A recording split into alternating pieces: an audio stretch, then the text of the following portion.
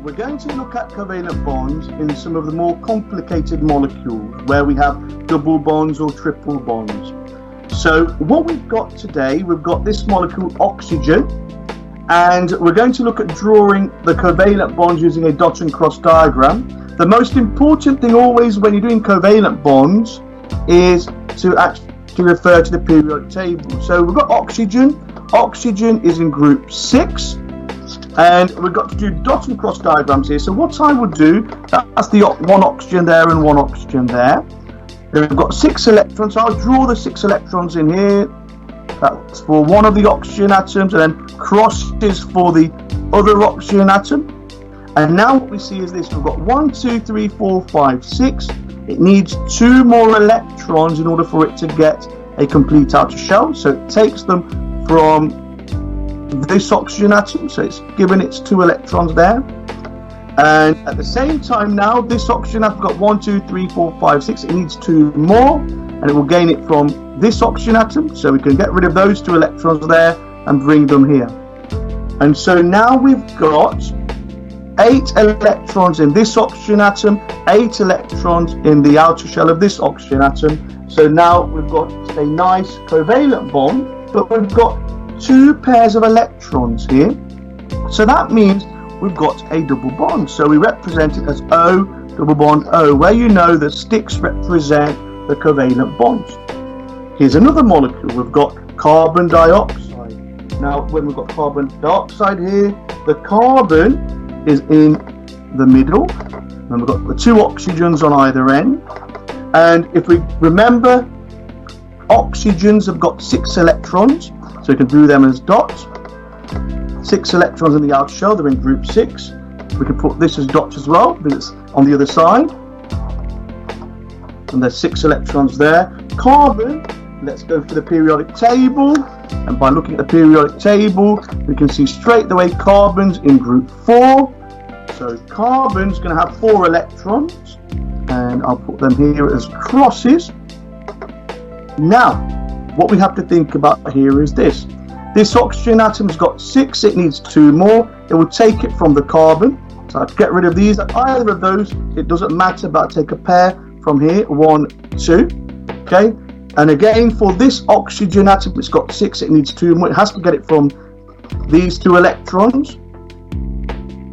So now the oxygens have got complete 8 in their outer shell, so those are stable.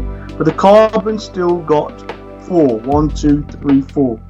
So what happens here is that 2 of the electrons are going to come from this oxygen atom to form the sharing of electrons there. 2 electrons come from this oxygen atom to give the sharing of electrons there. Okay, so now what we've ended up with is this format. We've got a pair of electrons there, a pair of electrons there, so 2 pairs of electrons in both of those bonds between the carbons and the oxygens. So what we've ended up with is a C double bond O and a double bond O, and that's carbon dioxide. Okay, let's look at some more molecules. And what we've got here is now we've got nitrogen, N2. It is the same principle. Again, we will refer to the periodic table.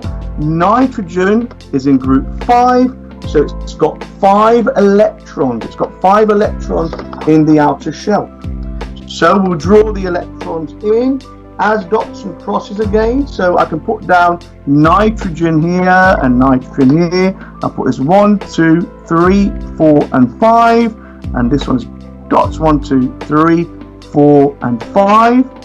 And what you'll notice here now is this, that this nitrogen atom needs 3 electrons, 3 more electrons. So we'll have to take them from this nitrogen atom. So we can get rid of that one there, 2, 3. So we get rid of these 3 electrons and bring them here, 1, 2, and 3. And this nitrogen atom now needs to gain, it's got 1, 2, 3, 4, 5. It needs to have 3 more electrons to give 8. So it takes them from here. So we get rid of them to get 1, 2, 3, and bring them here, 1, 2, and 3. So now let's count how many electrons each nitrogen's got. So this nitrogen atom, 1, 2, 3, 4, 5, 6, 7, 8. this nitrogen atom 1, 2, 3, 4, 5, 6, 7, and 8. So they've got their full 8 outer shell. And now what we've got, if you can see here, you've got 1, 2, 3 pairs of electrons here. So what we've got here now is N triple bond N, because you've got 3 pairs of electrons. Okay, let's look at this next molecule. It's carbon monoxide, CO. So we can make one C and the other one as an O. And again, we know now that this carbon atom, always carbon in group 4, it's got 4 electrons, 3 and 4. Oxygen's got 6, 1, 2, 3, 4, 5, and 6. So how would we do this one? You can straight away start thinking, alarm bells should start ringing, and you start thinking, okay, this carbon atom needs 4 more electrons to make it 8. This oxygen needs 2. So what we say here is this. So we can say that 2 of the electrons, okay, need to come here. So we can get rid of that electron there and that electron there. 1, 2. And we can start thinking, okay, we can bring these 2 electrons here and bring them here. 1, 2. Okay, so let's count here for the oxygen. 1, 2, 3, 4, 5, 6, 7, 8. It's got 8 electrons. But this carbon atom has only got 6. It's got 1, 2, 3, 4, 5, 6. It needs 2 more. And where does it get those 2 more from? It gets them from this oxygen 1, 2. Now you might be thinking, okay, we've got a pair of electrons here in a pair. So we've got 2 pairs of electrons which have come from each of the atoms, 1 from carbon and 1 from oxygen.